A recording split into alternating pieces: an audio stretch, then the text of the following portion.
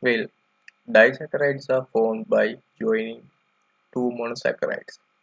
So the disaccharide formation can be occur between two glucose molecules, or between a glucose molecule and a fructose molecule, or even with a glucose molecule and a galactose molecule.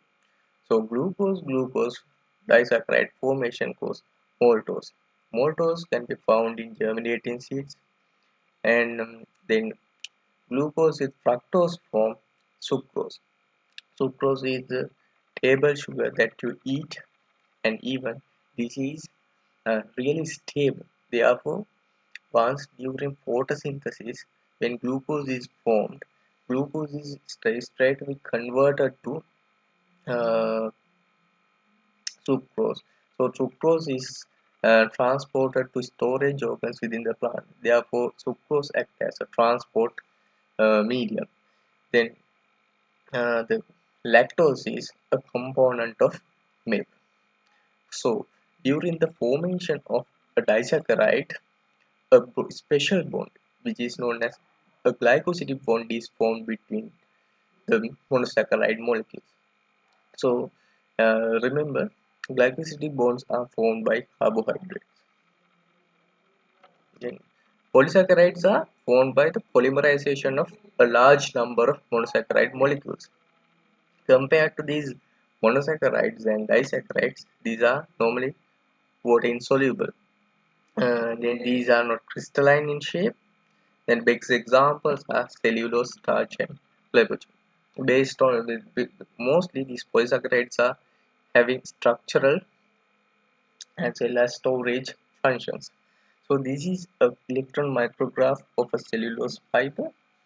So then we'll discuss about this, the reducing sugars versus non-reducing sugars.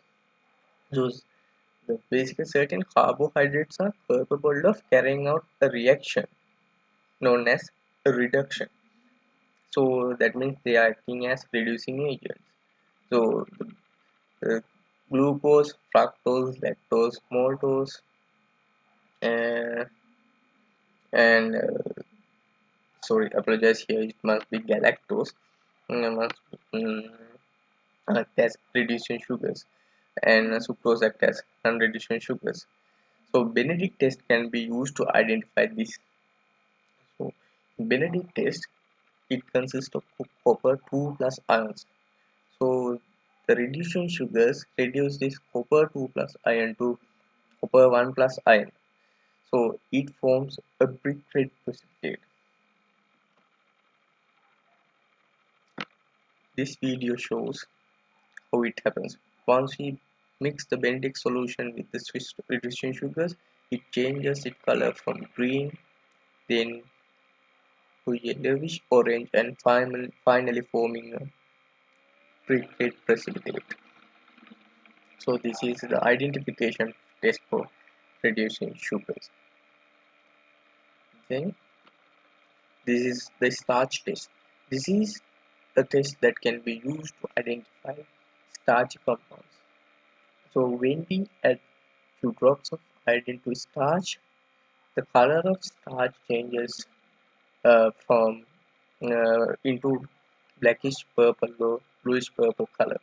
So the initial color of iodine is brown, but finally the color changes to bluish purple. So finally, what is the significance of carbohydrates? It acts as an energy source. Basically, all the monosaccharides can be classified into this category. They act as a storage component. In plants, starch is the storage compound, and in animals, glycogen is the storage compound. Then, as a constituent of nucleic acid. So, as I told earlier in the video, it is the pentose sugars are the constituent of nucleic acid.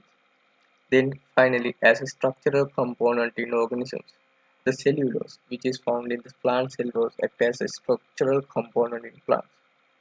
So these are the significance of carbohydrates. There are so many examples as I told you earlier. So hope you have learned something from this video, and thank you. Goodbye. Please subscribe our channel.